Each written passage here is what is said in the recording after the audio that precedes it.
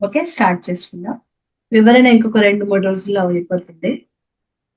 ఓం భద్రం కర్ణేభిః శృణుయామ దేవాః భద్రం పశ్యేమాక్షభిర్యజత్రాః స్థిరైరङ्गैस्तुष्टुवांसस्तनूभिः व्यसेम देवहितं यदायुः स्वस्ति न इन्द्रो वृद्धश्रवाः स्वस्ति न पूषा विश्ववेदाः स्वस्ति नस्तार्क्ष्यो अरिष्टनेमिः स्वस्ति नो बृहस्पतिर्दधातु।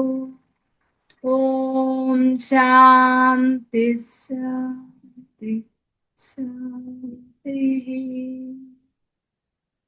శాంతి 3 శాంతులు ఎలా చదవాలో అర్థమైంది కదా.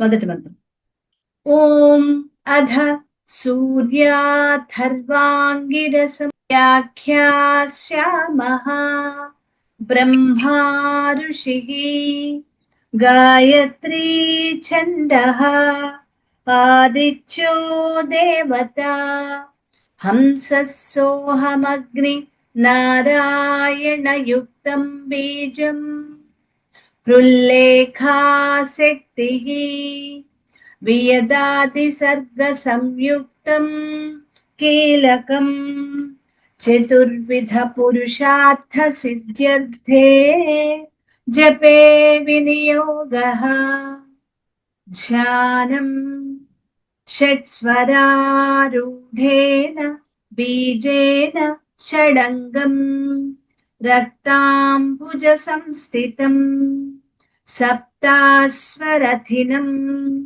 హిరణ్యవర్ణం చతుర్భుజం పద్మద్వయాభయ వరదహస్తం కాలచక్ర ప్రణేతారం శ్రీ సూర్యనారాయణం య ఏవం వేద స వై బ్రాహ్మణః. ఓం భూర్భువః సువః తత్సవితుర్వరేణ్యం భర్గో దేవస్య ధియో యో నః ప్రచోదయాత్. సూర్య ఆత్మా జగతస్తస్తుషశ్చ సూర్యాద్వై ఖల్విమాని భూతాని జాయంతే సూర్యాద్ యజ్ఞః పర్జన్యో అన్నమాత్మా నమస్తే ఆదిత్య త్వమేవ ప్రత్యక్షం కర్మ కర్తాసి త్వమేవ ప్రత్యక్షం బ్రహ్మాసి త్వమేవ ప్రత్యక్షం విష్ణురసి త్వమేవ ప్రత్యక్షం రుద్రోసి త్వమేవ ప్రత్యక్షం భృగసి త్వమేవ ప్రత్యక్షం యజురసి త్వమేవ ప్రత్యక్షం సామాసి త్వమేవ ప్రత్యక్షం అథర్వాసి త్వమేవ సర్వం ఛందోసి.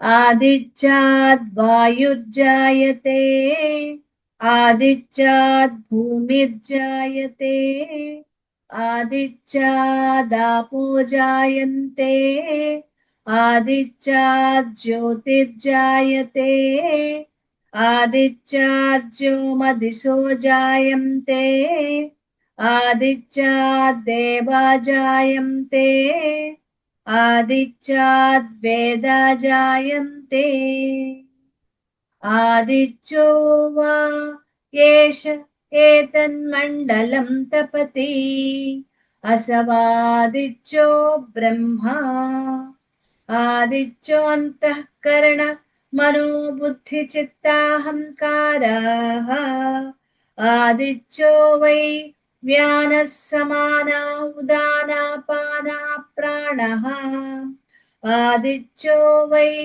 श्रोत्रत्वक्चक्षु रसनाघ्राणाः आदित्यो वै वाक्पाणिपादपायूपस्थाः आदित्यो वै स्पर्श शब्द रूप रसगन्धाः आदित्यो वै वचनादानागमन विसर्गानन्दाः आनन्दमयो विज्ञानमयो विज्ञानमय घन आदित्यः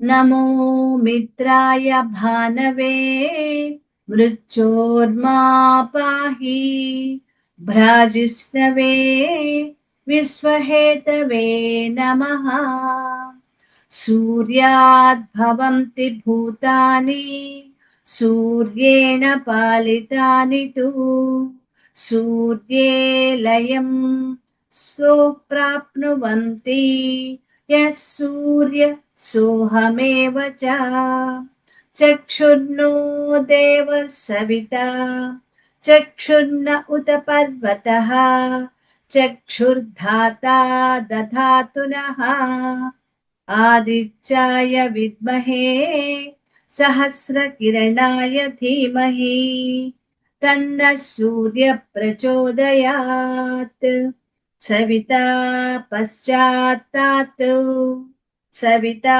पुरस्तात् सवितोतरात्तात् सविता धरात्तात् सविता नः सुवतु सर्वतातिगं सविता नो रासतां दीर्घमायुः ॐ ब्रह्मा घृणिरिति द्वे अक्षरे सूर्य इत्यक्षरद्वयम् आदित्य इति त्रीण्यक्षराणि एकस्यैव सूर्यस्य अष्टाक्षरो मनुः ॐ घृणिसूर्य आदित्यः यः सदा अहरहर्जपति स वै ब्राह्मणो भवति स वै ब्राह्मणो भवति सूर्याभिमुखो जप्त्वा महाव्याधिभयात् प्रमुच्यते अलक्ष्मीर्नश्यति अभक्ष्यभक्षणात् पूतो भवति अगम्यागमनात् पूतो भवति पतितसङ्गभाषणात् पूतो भवति असच्च सम्भाषणात् पूतो भवति मध्याह्ने सूर्याभिमुखः पठेत् सद्योत्पन्न पञ्चमहापातकात् प्रमुच्यते सैषा सावित्री विद्या न किञ्चिदपि न कस्मैचित् प्रशंसयेत् य एतां महाभागः प्रातः पठति स भाग्यवान् जायते पशून् विन्दति वेदार्थं लभते त्रिकालमेतज्जप्त्वा क्रतुशतफलमवाप्नोति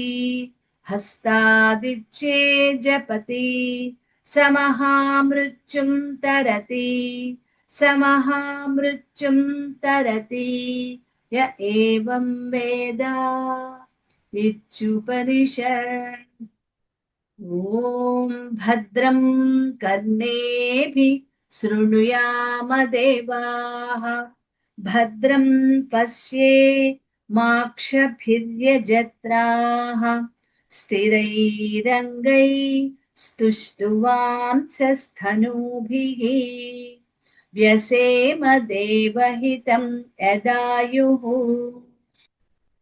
स्वस्ति न इन्द्रो वृद्धश्रवाः स्वस्ति न पूषा विश्ववेदाः स्वस्ति नस्तार्क्ष्यो అరిష్టనేమిః స్వస్తి నో బృహస్పతిర్దధాతు. ఓం శాంతి శాంతి శాంతి. 19 మంత్రాలు ఈ రోజు నుంచి చదువుతున్నారని అనుకుంటున్నాను, కానీ రెగ్యులర్ గా చదవండి, వస్తుంది. మనం ఈ మంత్రం దగ్గరే ఉండిపోయాం. దీన్ని మరొకసారి అది పూర్తి చేసుకుని ఈ ఇది నేర్చుకోవటం వల్ల ఏమిటి ఉపయోగం? మాకు సూర్యోపనిషత్తు నేర్పించారు, బాగుందండి. ఇది నేర్చుకోవటం వల్ల, దీన్ని పఠించటం వల్ల ఏమిటి ప్రయోజనాలు ఉన్నాయి, వాటి గురించి వివరించుకుందాం. 13 తర్వాత 14 నుంచి 19 వరకు ఫలశ్రుతి.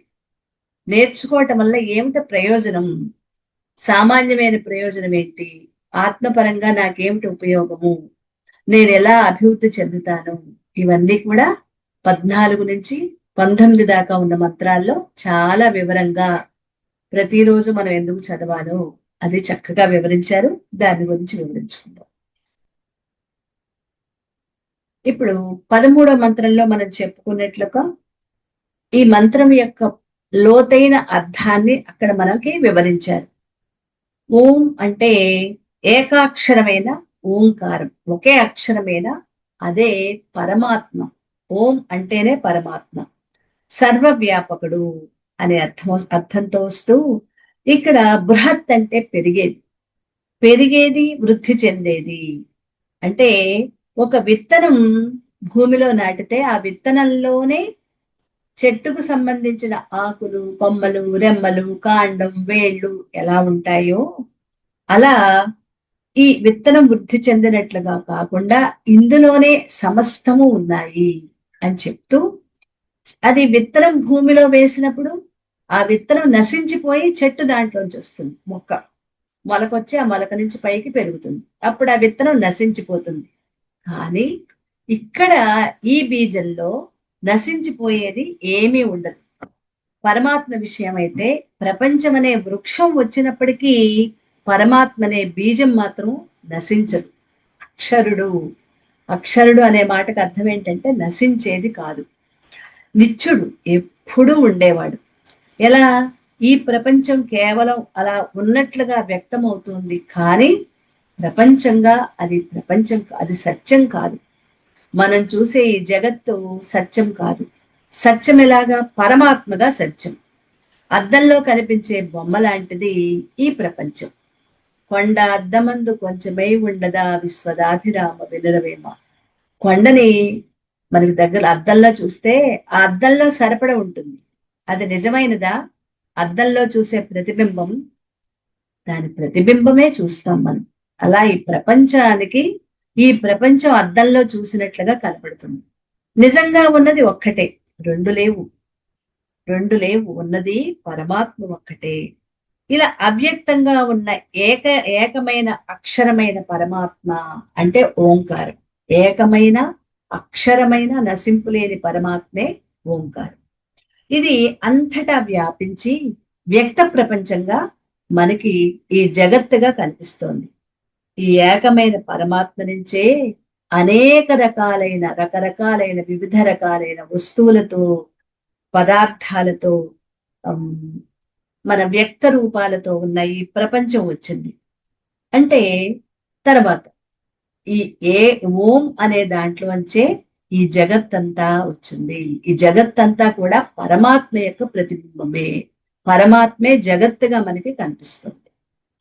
కృణి అంటే ఏకమైన పరమాత్మ, నిత్యం శాశ్వతమైన పరమాత్మ అనిత్యమైన జీవుడిలో ప్రవేశించగా, అంటే మన దేహాల్లో ప్రవేశించగా, అప్పుడు మనం వేరు వేరు వ్యష్టి రూపాలుగా కనిపిస్తాం.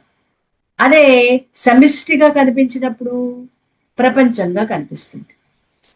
అవి రెండు కాదు, ఒక్కటే. ఘృణి అంటే పరస్పర విరుద్ధమైన ద్వంద్వాలు. ఏంటా ద్వంద్వం?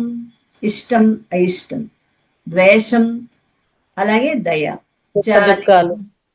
చీకటి, వెలుగు, జయాపజయాలు, ఇవన్నీ ద్వంద్వాలు. సూర్యుడిలో కేవలం వెలుగు మాత్రమే ఉంది. మరి భూమి మీద చీకటి, వెలుగు రెండున్నాయి. నిజానికి రెండున్నాయా? సూర్యులలో ఉన్నది ఒకే వెలుగు కదా. వెలుగు నుండే వెలుగు చీకటి రెండు వచ్చాయి. ఎందుకు? వెలుగు నుంచే ఈ రెండు కూడా భూమి తన చుట్టూ తాను తిరగటం వల్లే ఈ చీకటి అనేది కూడా వచ్చింది. కానీ నిజంగా చీకటి సూర్యుల్లో లేదు. కేవలం భూభ్రమణం వల్ల మాత్రమే వెలుగు చీకటి అనేవి రెండు వచ్చాయి. ఏకమైన పరమాత్మ నుంచే ద్వంద్వాలతో కూడిన ఈ ప్రపంచం వ్యక్తమవుతుంది. అది ఘృణి. ఇక తర్వాత సూర్య. సూర్య అనేవి రెండు అక్షరాలు.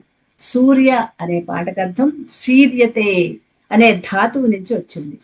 సీర్యతే అంటే స్వీకరించేవాడు. మరి ఏకమైన పరమాత్మ ప్రపంచంలోకి వచ్చి జీవుడయ్యాడు. ఉన్నది ఒకటే పరమాత్మ. ఎప్పుడైతే ఈ ప్రపంచంగా వచ్చాడో అక్కడ ఈ దేహంలో జీవుడుగా అయ్యాడు.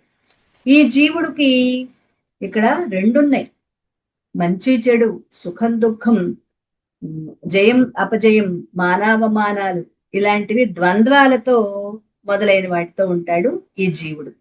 అంటే ఆత్మసూర్యుడు ఈ ప్రపంచంలో ఈ విరుద్ధ ద్వంద్వాల రెండిటిని స్వీకరించి జీవుడుగా వ్యక్తిగా వ్యక్తమవుతున్నాడు. మనలాగా స్థూల సూక్ష్మ కార్య శరీరాలతో వ్యక్తమవుతున్నాడు. మరి అలా వ్యక్తమైన జీవుడు పరస్పర వ్యతిరేక ద్వంద్వాలే కలిగి ఉంటాడు. ఎప్పుడు జీవుడుగా ఉంటాడు? ద్వంద్వాలు ఉన్నవి జీవుడు ఉన్నాయి అంటే, ద్వంద్వాలుగా భావిస్తున్నాడంటే అక్కడ ఉన్నది జీవుడే. కొందరికి అనుకూలంగా, కొందరికి ప్రతికూలంగా అనిపిస్తూ ఉంటుంది. ఇకపోతే మూడు అక్షరాలు ఆదిత్య. జీవుడు సూక్ష్మ శరీర స్థాయిలో ద్వంద్వాలతో ఉంటాడు స్థూల సూక్ష్మ శరీరాల్లో ఉన్నప్పుడు. అదే జీవుడు ఈ స్థూల శరీరాన్ని తగిలించుకుని సూక్ష్మ శరీర స్థాయిలో ఉన్నప్పుడు సుఖ దుఃఖాలు ఇవన్నీ వేటికి సంబంధించినవి? మనస్సుకు. మానావమానాలు ఇవన్నీ కూడా మా జయాపజయాలు ఇవన్నీ మనస్సుకు సంబంధించినవి. మనస్సు అంటే సూక్ష్మ శరీరం. గుర్తుపెట్టుకోండి, మనస్సు అనేది సూక్ష్మ శరీరం. ద్వంద్వాలన్నీ కూడా మనస్సులోంచి వచ్చినవి. కాబట్టి ద్వంద్వాలతో సూక్ష్మ శరీర స్థాయిలో ఉంటాడు జీవుడు. అదే స్థూల శరీరాన్ని అంటే ఈ కనిపించే శరీరాన్ని తగిలించుకుని వ్యక్తమైనప్పుడు ఆ లోపల వాసనలకి అనుగుణంగా ఆలోచనలు చేస్తూ, ఆలోచనలకు అనుగుణంగా కోరికలు కలుగుతూ, ఆ కోరికలు తీర్చుకోవటానికి నామరూపాలతో కూడిన ఈ ప్రపంచంలోకి ముందు వాసనల నుంచి ఆలోచనలు, ఆలోచనల నుంచి కోరికలు, ఆ కోరికలని వ్యక్తపరచుకోవటానికి ఈ ప్రపంచంలోకి తొంగి చూస్తూ తన కోరికలు తీర్చుకోవటానికి వీలుగా ఈ జ్ఞానేంద్రియ కర్మేంద్రియాలతో కర్మలు చేస్తూ ఉన్నాడు. అది స్థూల శరీరంలో. ఇప్పుడు నామరూపాలతో వ్యక్తమైనది వ్యక్త ప్రపంచం. నామము ఉంది, రూపము ఉంది. దానికి ఒక పేరు ఉంటుంది.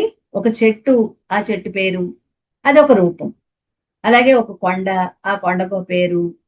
కొండ అనేది కూడా ఒక పేరే కదా, అదొక రూపం. నది, దానికి ఒక పేరు, అదొక రూపం.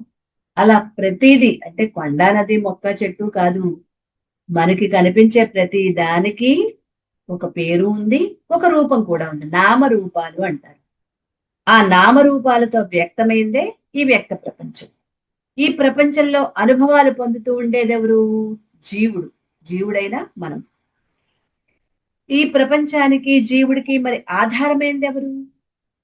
ఈ ప్రపంచానికి ఈ జీవుడికి ఆధారమైంది పరమాత్మ. ప్రపంచానికి జీవుడికి ఆధారం పరమాత్మ. ఇవి మూడు. మొట్టమొదట వ్యక్తమైన ప్రపంచం, అనుభవించే జీవుడు, వీటికి ఆధారమైన పరమాత్మ. ఇక్కడ త్రీన్యక్షరాన్ని. పరమాత్మ నిత్యుడు, అక్షరుడు. ఎప్పుడు ఉండేవాడు, నశించేవాడు కాదు.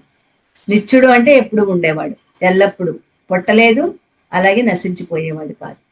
అక్షరుడు, నాశనం లేనివాడు. మరి జీవుడు పరమాత్మ ప్రతిబింబమైన ఆత్మే. జీవుడు కూడా పరమాత్మ యొక్క ప్రతిబింబం. ఉదయం తత్వబోధన కూడా ఏదో చెప్పుకున్నాం మనం. పరమాత్మ యొక్క ప్రతిబింబం ఆత్మే. కాబట్టి నిత్యుడు, అక్షరుడు. నిజం చెప్పాలంటే జీవుడు కూడా నిత్యుడు, అక్షరుడే. ఎందుకంటే పరమాత్మ యొక్క ప్రతిబింబమే కదా. కానీ అలా ఉంటే నిత్యుడు, అక్షరుడే. అలా ఉండట్లేదు కదా. జీవభావం వస్తే అది లేదు. ఇక నామరూపాలతో కూడిన జగత్తు కూడా జగత్తుగా మిథ్య, కానీ యథార్థంగా ఇది కూడా పరమాత్మే. అంటే జగత్తుగా కనిపించేది మిథ్య అయినా అక్కడ ఉన్నదంతా పరమాత్మే. కానీ మనకి నామరూపాలు పెట్టుకుని వాటికి ఆ నామరూపాలు ఉండబట్టి అది మిథ్య, అంటే లేనిది ఉన్నట్లుగా. మిథ్య అనే మాటకి ఇంకొక అర్థం ఏంటి అంటే, ఓ పక్క వర్షం పడుతోంది, ఇంకొక పక్క సూర్యుడు వెలుగుతున్నాడు, సూర్యకాంతి ఉంది.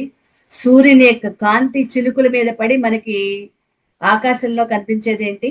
ఇంద్రధనస్సు. నిజంగా అక్కడ ఇంద్రధనస్సు 7 రంగులతో ఏర్పడిందా? లేదు. ఆ సూర్యుని యొక్క కిరణాలు ఎప్పుడైతే ఆ చినుకుల మీద పడ్డాయో పరావర్తనం చెంది మన కంటికి 7 రంగులుగా విడిపోయి అది ఒక ఇంద్రధనస్సు చాపల్లాగా కనిపిస్తోంది. అది మిథ్య. కానీ మనం మిథ్యగా భావించాం, కొంతసేపు ఉంటుంది, పోతుంది. సాధారణంగా ఎండ వర్షం రెండు ఉన్నప్పుడు ఆకాశంలో కనిపిస్తుంది. అలాంటి మిథ్యే ఈ జగత్తు కూడా. జగత్తుగా అయితే మిథ్య, కానీ పరమాత్మగా సత్యం, అక్షరుడు నిత్యుడు. జీవుడుగా నశించిపోయేవాడు, కానీ పరమాత్మే ఈ దేహంలో ప్రతిబింబిస్తున్నప్పుడు నిత్యుడు అక్షరుడు. ఒకటి పరమాత్మ నిత్యుడు అక్షరుడు, రెండోది జీవుని రూపంలో ఉన్నా కూడా నిత్యుడు అక్షరుడే, ప్రపంచంగా ఉన్నా కూడా నిత్యుడు అక్షరుడే. 3 రకాలుగా కూడా నిత్యుడు అక్షరుడే. నామరూపాలు ఎప్పుడైతే పెట్టుకున్నామో అప్పుడు మిథ్యగా మారిపోతుంది. దీన్ని కొద్దిగా అవగాహన చేసుకోవటం కష్టమైనా కంగారు పడక్కర్లేదు. అంటే ఉన్నది పరమాత్మ ఒక్కటే తప్ప మరి ఇంకేది లేదు, అది మనం అవగాహన చేసుకోవాలి. ఆదిత్యుడు అంటే రసాన్ని ఆస్వాదించేవాడు. జీవుడు ఈ విశాలమైన ప్రపంచం నుండి ఆనందాన్ని పొందటం కోసం ప్రతి విషయాన్ని పొందాలని చూస్తూ ఉంటాడు. అంటే కంటి ద్వారా చూడాలి, చెవి ద్వారా వినాలి, నాలుక ద్వారా రుచి చూడాలి, అలాగే ఏం చేసిన చర్మం ద్వారా స్పర్శించాలి, ముక్కు ద్వారా వాసన చూడాలి, ఇలా ప్రయత్నాలు చేస్తూ ఉంటాడు. ఆనందం లేని విషయాలని లేదా దుఃఖాన్ని కలిగించే వాటిని మాత్రం ఎప్పుడూ కోరుకోడు. ఆనందం ఉంటే ఆనందాన్ని కోరుకుంటాడు. కష్టాలు ఎవరైనా కొని తెచ్చుకుంటారా? నాకు ఇప్పుడు కష్టాలు రావాలని ఎవరైనా కోరుకుంటారా? ఒక కుంతీదేవి తప్ప ఎవరూ కోరుకోవాలి. మీరు ఎవరైనా కోరుకున్నారండి నా కష్టాలు వస్తే బాగుండు, నా దుఃఖాలు వస్తే బాగుండని? ఎప్పుడు ఈ సుఖాలతో బాబాయ్ విసిగిపోతున్నాను రా బాబు, ఇన్ని సుఖాలు నాకు వద్దు, పరమాత్మ కాసిన దుఃఖాలు ఇవి ఎప్పుడైనా కోరామా? కుంతీదేవి కోరుకుంది కృష్ణుడిని. అదేమిటత్తా దుఃఖాలు కోరుకుంటావు, ఎవరైనా కోరారా అలాగా? మరి పరమాత్మ కృష్ణ దుఃఖాలు ఉన్నప్పుడే కదా నువ్వు మా దగ్గరగా ఉంటావు.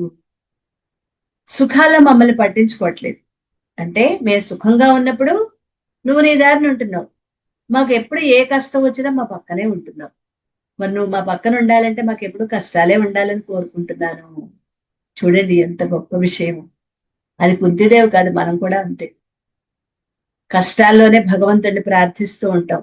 నిజంగా సుఖాలు వచ్చినప్పుడు, సంతోషాలు కలిగినప్పుడు, ఆనందకరమైన విషయాల్లో భగవంతుడు గుర్తురాడు. అందుకోసం అక్కడ చెప్పబడింది అనమాట. ఇలా దుఃఖాన్ని కలిగించే విషయాల్లో అయితే మనం ఏవి కోరుకో. త్రీణి అనే పదం చాలా విశిష్టమైనది.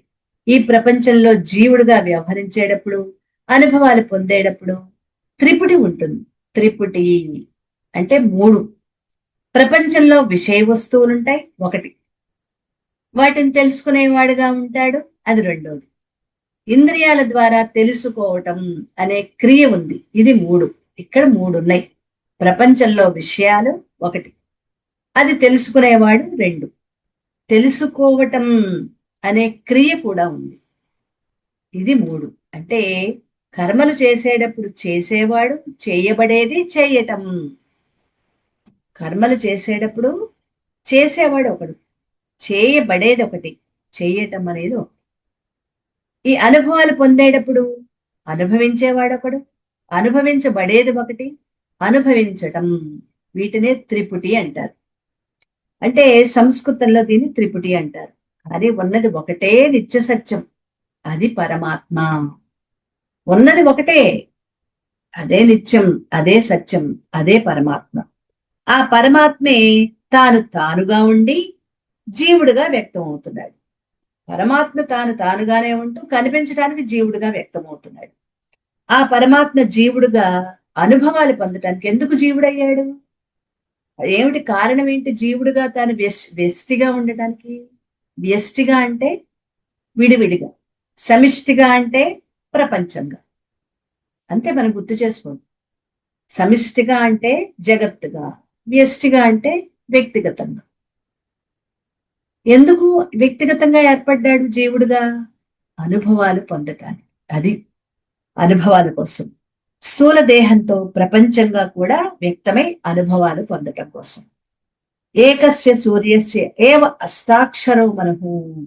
ఈ సర్వవ్యాపక పరమాత్మ స్థాయిలో మళ్ళీ వెనక్కి వెళ్ళి ఈ మంత్రంలోని ఒక్కొక్కటి చెప్పుకుందాం. ఒక్కటిగా ఉన్నది ఓంకారం.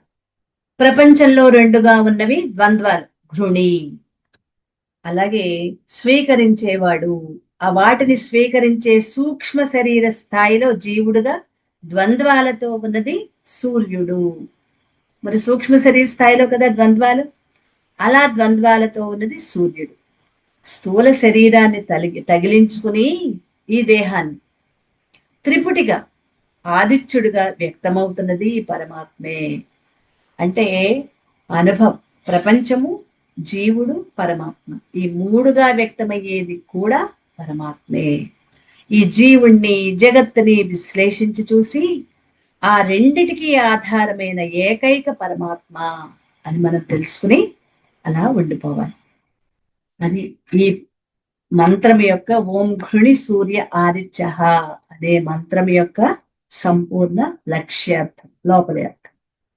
సరే, ఇది నేర్చుకున్నాం. దానివల్ల ఫలశ్రుతి ఏంటి?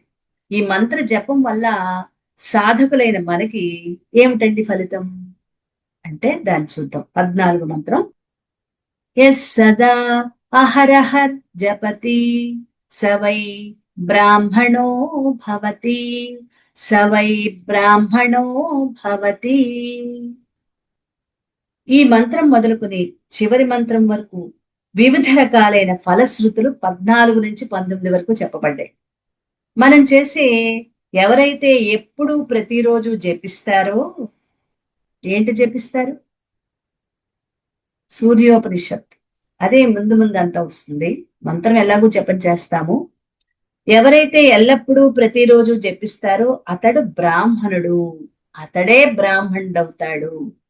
ఇక్కడ బ్రాహ్మణుడు అంటే మన అపోహలు తొలగించుకుందాం. ఎందుకు బ్రాహ్మణుడు అవుతాడో మనకి వివరిస్తారు. మనం చేసే ప్రతి కర్మ ఏదో ఒక ఫలితాన్ని ఇస్తుంది.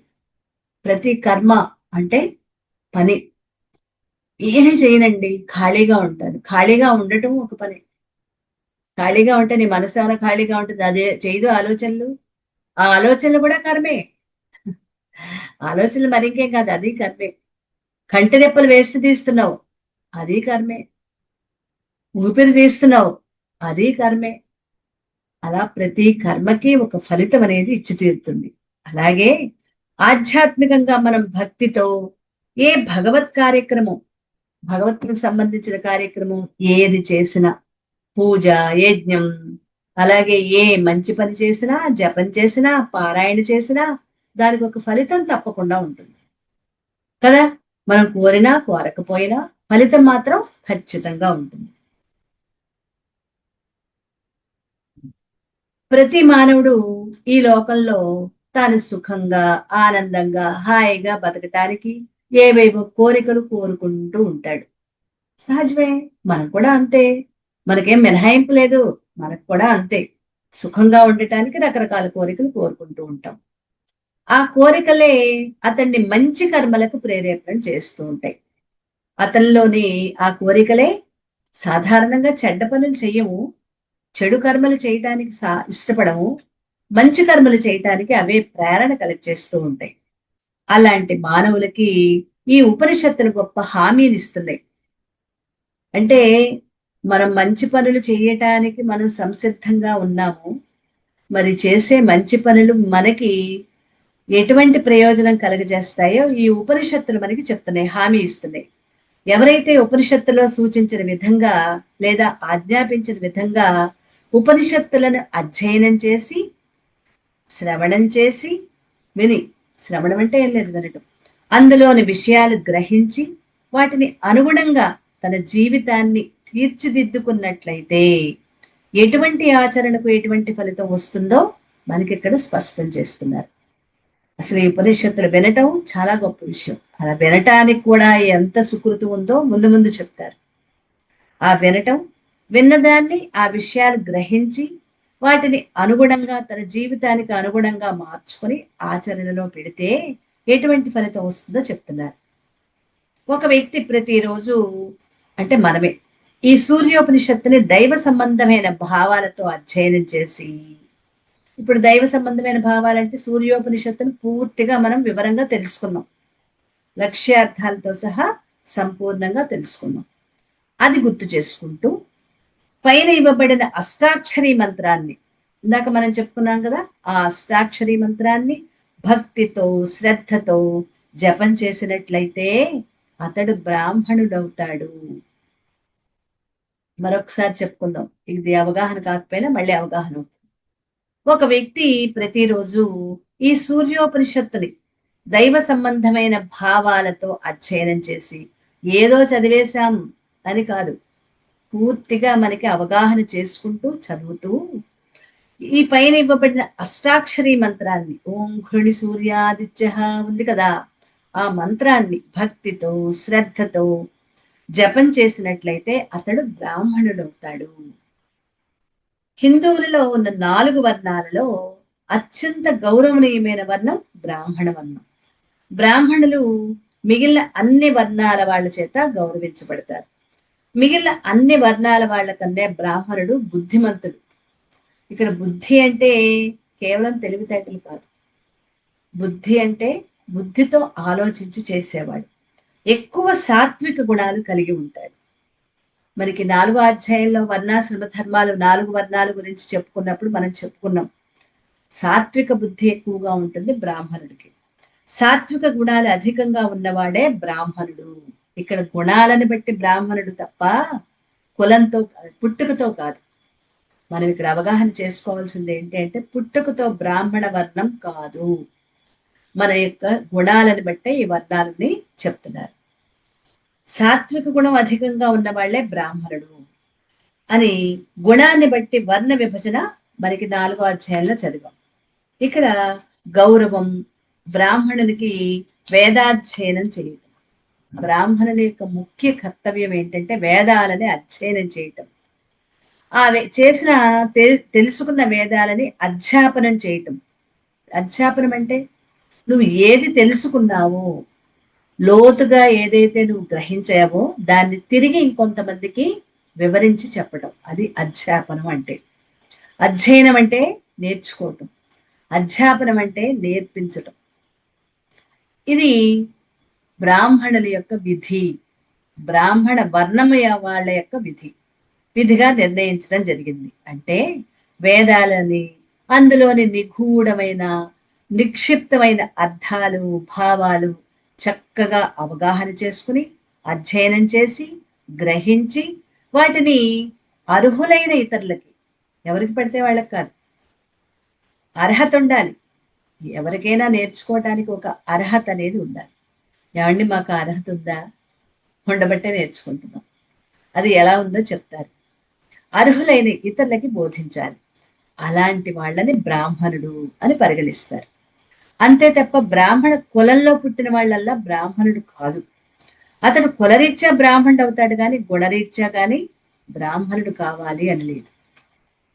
అతడు బ్రాహ్మణుడా అంటే చెప్పలేమన్నమాట. కులంలో అయితే అయి ఉండొచ్చు. గుణం రీత్యా బ్రాహ్మణుడే నిజమైన బ్రాహ్మణుడు. వాళ్ళు ఏ కులంలో పుట్టినా గుణరీత్యా బ్రాహ్మణుడే అసలైన బ్రాహ్మణుడు. ఇది చెప్పింది ఉపనిషత్తులు, ఎవరూ కాదు, ఉపనిషత్తులే మనకి చెప్తున్నాయి, వేదమే చెప్తోంది. ఇక్కడ ఉపనిషత్తులు విప్లవాత్మకమైన ప్రతిజ్ఞ చేస్తున్నాయి. ఏంటా ప్రతిజ్ఞం? బ్రాహ్మణత్వం అనేది వంశపారంపర్యంగా వచ్చేది కాదు. అది జ్ఞాపకం చేసుకోండి. కులంలోనూ వంశపారంపర్యంగా వచ్చేది కాదు, మీ గుణంతో వచ్చేది. అది కేవలం వారి వారి యొక్క శక్తి సామర్థ్యాల మీద ఆధారపడి ఉంది. అంటే పరమాత్మ ముఖం నుంచి వచ్చిన వాడు బ్రాహ్మణుడు అని ఋగ్వేదం చెప్తోంది. ముఖం నుంచి బ్రాహ్మణులు, భుజాల నుంచి క్షత్రియులు, ఊరువుల నుంచి, ఊరువులు అంటే తొడలు, తొడల నుంచి వైశ్యులు, పాదాల నుంచి శూద్రులు పుట్టారు.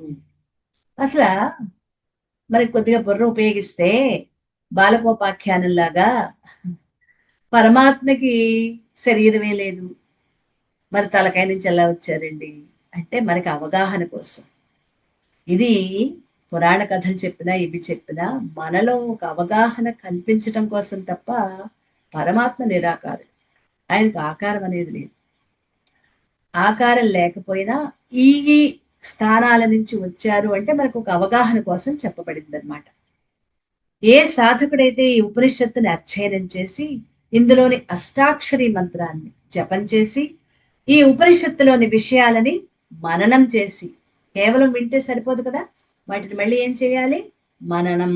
మననం అంటే మళ్ళీ మళ్ళీ గుర్తు చేసుకోవటం. ఒకసారి విన్నదాన్ని మళ్ళీ మళ్ళీ అయిపోయిన తర్వాత కూడా జ్ఞాపకంలో పెట్టుకుని గుర్తు చేసుకోవటం. తన సునిశ్చితమైన సూక్ష్మమైన బుద్ధితో గ్రహిస్తాడు. నిధిధ్యాసన అంటే తర్వాత తన నిత్య జీవితంలో ఉపయోగించుకోవటం. విన్నదాన్ని మననం చేసుకుని తన నిత్య జీవితంలో ఆచరణలో పెట్టుకోవటం అన్నమాట. అలా గ్రహిస్తాడో అతడు ఈ లోకంలో ఏ కులానికి సంబంధించిన వ్యక్తి అయినా, ఏ కుటుంబంలో పుట్టినా అతడు బ్రాహ్మణుడే అవుతాడు. ఇప్పుడు ఈ క్లారిఫికేషన్ అర్థమైంది కదా. ఈ ఉపనిషత్తులు మనకి చెప్తున్నది ఏంటి అంటే, ఇవి విని మననం చేసి నిధిధ్యాసన చేసుకుని అతడు తన బుద్ధితో గ్రహించి ఆచరణలో పెట్టుకుంటాడో అతడు ఈ లోకంలో ఏ కులంలో జన్మించినా, ఏ కుటుంబంలో పుట్టినా అతను బ్రాహ్మణుడే అవుతాడు. కాబట్టి ప్రతిరోజు ఈ ఉపనిషత్తుని అధ్యయనం చేస్తూ చదువుతూ అర్థాన్ని గ్రహించి, కేవలం చదివితే సరిపోదు, దానిలోని అర్థాన్ని గ్రహించి అందులోని మంత్రాన్ని అర్థయుక్తంగా జపించేవాడే బ్రాహ్మణుడు. ఇందులో ఎటువంటి సందేహం లేదు. అంటే బ్రాహ్మణత్వం అనేది ఎవరైనా సరే కృషి చేసి సంపాదించుకోవాల్సిందే, పుట్టుకతో వచ్చింది కాదు అని అర్థమవుతుంది. అందుకే ఈ మంత్రంలో 2 సార్లు ఇదే విషయం చెప్పారు. అతడే బ్రాహ్మణుడు, అతడు బ్రాహ్మణుడే అన్నారు కదా. అంటే ఊరికే ఉపనిషత్తు చదివితే బ్రాహ్మణుడు అయిపోతాడా? చదివితే అయిపోవటం కాదు, ఉపనిషత్తుని అధ్యయనం చేస్తూ మరొకసారి చెప్తున్నారు, మంత్రాన్ని జపిస్తూ ఆ మంత్రంలో నిగూఢంగా దాగి ఉన్న భావాన్ని ప్రగాఢంగా ధ్యానిస్తూ ఎవరైతే ఉంటారో తన నిత్య జీవితంలో ఎప్పుడెప్పుడు నిరంతరం అలా జపిస్తూ ఉంటారో అతడు బ్రాహ్మణుడు. అలా ధ్యానిస్తూ ఉండటం, అది బ్రాహ్మణుడిగా తను కృషి చేయటం. బ్రాహ్మణత్వానికి కృషి చేయటం కేవలం చదివితే సరిపోదు, దాని సంపూర్ణమైన లక్ష్యార్థాన్ని తెలుసుకుంటూ దాన్ని అలా ఎవరైతే జపం చేస్తారో అతను బ్రాహ్మణుడు అవుతారు. తన నిత్య జీవితంలో ఎప్పుడెప్పుడు అహం లేస్తుందో, అహం అంటే నేను, నేను అంటే ఈ దేహం నేను, చేసేది నేను, ఇచ్చేది నేను, నా వల్లే అవుతోంది, అది అహం అంటే. అదే దేహాత్మ భావం అంటారు. ఈ అహానికి మరొక పేరు ఏంటంటే దేహాత్మ భావం. దేహాత్మ అంటే ఈ శరీరం నేను అని అనుకోవటం. ఇప్పటిదాకా విన్నది మనం ఈ శరీరం నేను అనా? మనం ఇప్పటిదాకా ఏం చెప్పుకున్నాం? ఆత్మనైన నేను ఈ కారణ సూక్ష్మ స్థూల శరీరాలను తెచ్చుకున్నాను, అంతేగాని అవి నేను కాదు, అది నేను తెచ్చుకున్నది. ఇవి దేహాత్మ. ఏది? స్థూల సూక్ష్మ కారణ శరీరాల యొక్క భావం దేహాత్మ భావం. మనం ఇప్పటి వరకు ఆ భావమే మనలో ఉంది. నేను చేశాను, నేను వెళ్ళాను, నేను తిన్నాను, నాది నేను అని ఈ దేహానికి ఆపాదించుకోవటం, ఇది నేను అనేది దేహాత్మ భావం. ఆత్మనైన నేను అనుకోవటం ఆత్మభావన. ఆత్మభావన వేరు, దేహాత్మ భావన వేరు. ఇప్పటి వరకు మనలో ఉన్న దేహాత్మ భావన, దానికే ఒక పేరు అహం. అప్పుడల్లా ఎప్పుడైతే అలా లేస్తూ ఉంటుందో అప్పుడు ఈ భావాన్ని ఆచరణలో పెడుతూ నేను స్వస్థితిలో, స్వస్థితి అంటే నా అసలైన స్థితి ఏంటి? ఆత్మస్థితి. నాలో ఎప్పుడైతే అహం పైకి లేస్తూ ఉంటుందో, అంటే దేహాత్మ భావన నాలో వస్తూ ఉంటుందో, అప్పుడు గుర్తు చేసుకుని నేను ఈ దేహం తెచ్చుకున్నాను, అసలైన నేను ఆత్మని అని గుర్తు చేసుకోవాలి. అప్పుడు ఈ భావాన్ని ఆచరణలో పెడుతూ తన స్వస్థితిలో తానుండే ప్రయత్నం ఎవరైతే చేస్తారో అతడు సర్వకర్మ బంధనాల నుంచి విముక్తుడై తానెవరో అనుభవపూర్వకంగా తెలుసుకొని అనుభూతి పొంది తాను తానుగానే నిత్య జీవితంలో వ్యవహరిస్తూ తాను తానుగానే రెండు తాళ్ళు వచ్చాయి. అంటే తాను పరమాత్మగా, తాను తానుగా అనే మాటకు అర్థం ఏంటి? తాను దేహంగా కాదు, పరమాత్మగా వ్యవహరిస్తూ ఉండిపోతాడు. అతడు నిజమైన బ్రాహ్మణుడు. ఇప్పుడు బ్రాహ్మణుడికి అర్థం తెలిసిందా? అహంకారాన్ని ఎప్పుడైతే ఈ దేహం నేను అని అనుకుంటాడో అప్పుడు అందులో మునిగిపోతాడు. అప్పుడు గుర్తించుకుని నేను ఈ దేహాన్ని కాదు, నేను ఆత్మ చైతన్యాన్ని అని ఎప్పుడైతే గుర్తిస్తాడో, గుర్తించి ఆ భావనలో ఉంటాడో అప్పుడు అది అలా పూర్వకంగా తెలుసుకుని అనుభూతి పొంది తాను తానుగా నిత్య జీవితంలో వ్యవహరిస్తూ ఉంటాడు. తాను ఆత్మనైతే కనిపించే వాటి పట్ల వెంపర్లాడి వెళ్ళిపోడు. అంతే కదా. ఈ ప్రపంచం వైపు పట్టించుకోడు. ఎందుకంటే ఆత్మకి ప్రపంచం అవసరం లేదు. ఈ ప్రపంచం, ఇందులోని విషయాలు, వస్తువులు, కోరికలు అవేమీ లేవు. అలా తాను ఎప్పుడైతే తన స్వస్థితిలో ఉంటాడో అతడు నిజమైన బ్రాహ్మణుడు. నిజమైన బ్రాహ్మణుడు నిజమైన పండితుడు. ప్రతిరోజు ఈ ప్రపంచంతో, వ్యక్తులతో గల సంబంధ బాంధవ్యాలు కలవాళ్ళు ప్రతి వారిలో కూడా అహం లేస్తూ ఉంటుంది. ఈ భూమి మీద ఉన్న అందరికీ కూడా అహం లేస్తూనే ఉంటుంది. అహం లేచినప్పుడు అంటే దేహాత్మ భావన కలుగుతూ ఉంటుంది. అంటే నేను జడమైన దేహంగా, ఈ జడమైన దేహాన్నే నేనుగా భావిస్తాడు. నిజం చెప్పాలంటే ఈ దేహానికి కదలికలు లేవు. ఉదయం కూడా చెప్పుకునే జడమైన దేహం. దీనికి ఎవరో లోపల కూర్చుని చైతన్యాన్ని ఇస్తున్నారు. ఎవరా లోపల కూర్చున్నది? అదే ఆత్మ చైతన్యం కదా. ఈ దేహమే నేను అని అనుకుంటూ ఈ జడమైన దేహాన్ని భావిస్తూ ఉంటాడు. అయితే ఎప్పుడెప్పుడైతే ఈ అహం లేస్తూ ఉంటుందో, నేను నేను అంటూ ఉంటామో అప్పుడప్పుడు గుర్తు చేసుకోవాలి. చేసుకుని నేను ఆత్మని అనే భావన చేస్తూ ఆత్మగా వ్యవహరిస్తూ ఉంటే ఆ అహంకారం కాస్త పరమాత్మలో చేరి అదృశ్యమైపోతుంది. దీనికి ఒక సాధన చెప్పారు కానండి. అది ఎలా చెయ్యాలి అంటే నేను ఈ దేహం కాదు, నేను ఆత్మని అనే భావన కలిగి ఉండటం. ఎప్పుడైనా నాలో ఒక పని చేస్తున్నప్పుడు అబ్బా నేను తప్ప ఎవరు చేసేవాళ్ళు లేరు, చస్తున్నాను చేయలేక, ఎవరికి చెప్పినా ఎవరు వినరు, అంతా నేను నెత్తి మీద వేసుకున్నానని ఒక్కొక్కసారి చూడండి జారిపోతూ ఉంటాం కదా. ఎక్కువ జారిపోతూ ఉంటాం. ఎప్పుడైనా గుర్తుంటుందేమో కానీ తరచుగా మనం ఇలా కిందకి దిగిపోతూ ఉంటాం. అప్పుడు గుర్తు చేసుకోవాలి. ఏంటేంటి? నువ్వా? నువ్వు చేసేవాడివా? నువ్వెవరు? నువ్వు దేహానివి. నువ్వు కాదు చేసేది, నేను అంటే ఆత్మ చైతన్యాన్ని.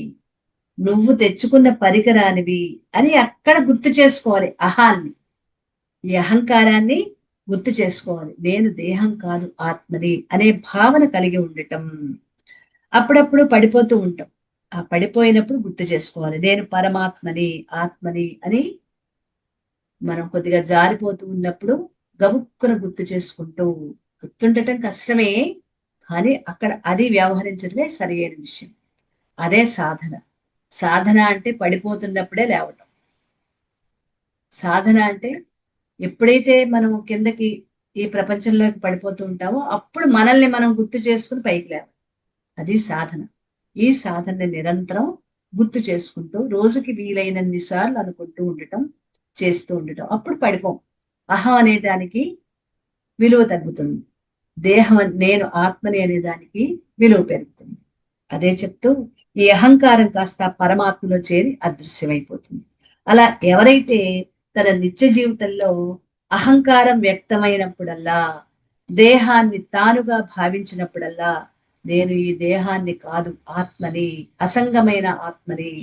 ఈ రాగద్వేషాలు గాని, సుఖ దుఃఖాలు గాని, చావు పుట్టుకలు గాని ఏమీ లేని నిరాకార, నిర్గుణ, నిష్క్రియ, అవయవ, అవయవాలేమీ లేని, నిస్సంకల్ప, సంకల్పాలేమీ లేని నేను ఆత్మని అనే భావన చేస్తూ ఉంటారో, అలాంటి ఆత్మగా కేవలంగా ఉండిపోతారో అతడే నిజమైన బ్రాహ్మణుడు. అసలు సిసలైన బ్రాహ్మణుడు అతడే. అహంకారం అంతా వ్యక్తమైనప్పుడు దేహాన్ని తానుగా భావించినప్పుడల్లా నేను ఈ దేహాన్ని కాదు, ఆత్మని. ఎటువంటి ఆత్మని? అసంగమైన ఆత్మని. ఎటువంటి సంఘభావం లేదు, దేంతోనే అటాచ్మెంట్ లేదు. అలాంటి అసంగమైన ఆత్మని. ఈ రాగద్వేషాలు గాని, సుఖ దుఃఖాలు గాని, చావు పుట్టుకలు గాని ఏమీ లేని నిరాకారం, ఆకారమే లేదు. నిర్గుణం, గుణాలే లేవు. నిష్క్రియం, ఎటువంటి క్రియలు చెయ్యను. అలాగే అవయవ, ఎటువంటి అవయవాలు లేవు. నిస్సంకల్ప, ఎటువంటి సంకల్పాలు లేవు. అటువంటి ఆత్మని అనే భావన చేస్తూ, అలాంటి ఆత్మగా కేవలంగా ఎవరైతే ఉండిపోతారో అతడే నిజమైన బ్రాహ్మణుడు. అతడే అసలు సిసలైన బ్రాహ్మణుడు. అయితే ఇటువంటి స్థితి మనకి ఎప్పుడు కలుగుతుంది?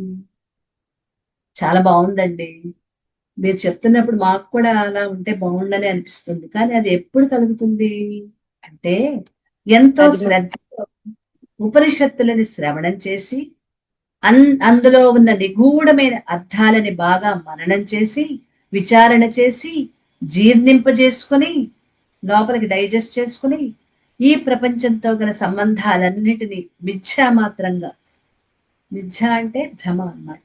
భ్రమ అంటే అంత తొందరగా మనకి ఈ భావన రావటం కష్టం, కానీ ప్రయత్నం చేయటం. మిథ్యామాత్రంగా భావించగలుగుతూ నిత్యం నిరంతరం శాస్త్రం, గురువు, పరమాత్మ తప్ప ఇంకొకటి ఎరుగని స్థితికి రావాలి. ఈ శాస్త్రాలు, గురువు, ఇంకా పరమాత్మ, వీటిలోనే ఉంటూ ఉంటూ ఉంటే అప్పటికి ఈ స్థితి మనకి ఏర్పడుతుంది. అలాంటి వారే జీవుణ్ణి, జగత్తుని పరమాత్మగా తెలుసుకుంటారు. నేను జీవుణ్ణి అనుకున్నాను, నేను జీవుణ్ణి కాదు, పరమాత్మని. ఉన్నదంతా ఒక్కటే, అదే పరమాత్మ అని తను తాను తెలుసుకుంటారు. జీవుడికి, జగత్తుకి, పరమాత్మకి ఏ భేదము లేదు. అసలు మూడు లేవు. జీవుడు, జగత్తు, పరమాత్మ మూడు కాదు, ఉన్నది ఒక్కటే. జీవుడే, జగత్తే, పరమాత్మ. ఈ జీవుడే పరమాత్మ, ఆ జగత్తే పరమాత్మ, ఉన్నదంతా పరమాత్మ ఒక్కటే. అలా తెలుసుకుంటాడు. ఇంకే భేదము లేదని, అంతా ఒక్కటేనని ఏకత్వాన్ని దర్శిస్తాడు. మరి అలాంటి ఏకత్వం దర్శించలేని వాళ్ళు నిజమైన బ్రాహ్మణులు కాలేరు. మళ్ళీ మూడు, ఈ జగత్తు కనిపిస్తోంది, జీవుణ్ణి నేను, పరమాత్మ ఎక్కడో ఉన్నాడు. అలా ఉన్నవాళ్ళు ఎప్పటికీ బ్రాహ్మణులు కాలేరు. అంటే బ్రాహ్మణ వర్ణం అనేది, అంతేగాని పుట్టుక బ్రాహ్మణులు కాదు. అంటే అతడు బ్రాహ్మణుడు అవుతాడని 2 సార్లు చెప్పడానికి ఇంకొక కారణం కూడా ఉంది. 2 రకాల బ్రాహ్మణులు ఉన్నారు అని 2 సార్లు చెప్పారు. ఒకళ్ళు బ్రహ్మజ్ఞాని, అంటే ఆత్మగా తాను తెలుసుకున్నవాడు బ్రహ్మజ్ఞాని. ఇంకొకడు సామాన్యమైన బ్రాహ్మణుడు, పుట్టుకతో. అహంకారం లేచినప్పుడల్లా ఈ మంత్రాన్ని జపించి అహంకారాన్ని ఎవరైతే వదుల్చుకుంటారో అతడు బ్రహ్మజ్ఞాని. బ్రహ్మజ్ఞాని అంటే మన అహంకారం లేస్తున్నప్పుడల్లా గుర్తించి దాన్ని ఎవరు వదుల్చుకుంటారో వాళ్ళు బ్రహ్మజ్ఞాని. అతడే నిజమైన బ్రాహ్మణుడు. ప్రతిరోజు ఊరికే మంత్రం చదివేసేవాడు నిజమైన బ్రాహ్మణుడు కాలేడు. అంటే కాస్త లోతుగా దీన్ని అవగాహన చేసుకోండి అని చెప్తున్నారు. సామాన్యుడికి, సరేనండి మీరు చెప్పింది బాగుంది, కానీ మేము రోజు చదువుతాము, పూర్తి అర్థం మాకు ఇంకా మొదట్లోనే ఉన్నాం కాబట్టి అవగాహన కాదు కదా, మరి మేము ఎలాగా, మాకేమిటి దారి అని మనకు ప్రశ్న వస్తుంది. అంటే ఇంకా మనం సామాన్యులమే. మరి సామాన్యుడికి ఫలశ్రుతి ఈ అష్టాక్షరి మంత్రం కూడా చెప్తున్నారు. తర్వాత మంత్రం 15 చూద్దాం. 15 మంత్రం. సూర్యాభిముఖో జప్త్వా మహావ్యాధి భయాత్ ప్రముచ్యతే అలక్ష్మీర్నశ్యతి అభక్ష్య భక్షణాత్ పూతో భవతి అగమ్యాగమనాత్ పూతో భవతి పతిత సంగ భాషణాత్ పూతో భవతి అసత్య సంభాషణాత్ పూతో భవతి. అంటే సూర్యునికి ఎదురుగా నిలిచి ఎప్పుడు ఉదయం సాయం సంధ్యలలో జపిస్తే ఎలాంటి ఫలితం వస్తుందో ఈ 15వ మంత్రంలో చెప్తున్నారు. ఉదయం సాయంత్రం 2 పూట్ల జపిస్తే ఏమవుతుంది? సూర్యునికి ఎదురుగా నిలిచి జపిస్తే, జపం చేస్తే మహావ్యాధి భయం నుంచి బయటపడతారు. దరిద్రం నశించిపోతుంది. తినకూడని పదార్థాలు తిన్న పాపం నుంచి విడుదలవుతారు. వెళ్ళకూడని చోటకు వెళ్ళిన పాపం నుంచి పవిత్రుడవుతాడు. పతితులతో మాట్లాడిన పాపం నుంచి పవిత్రుడవుతాడు.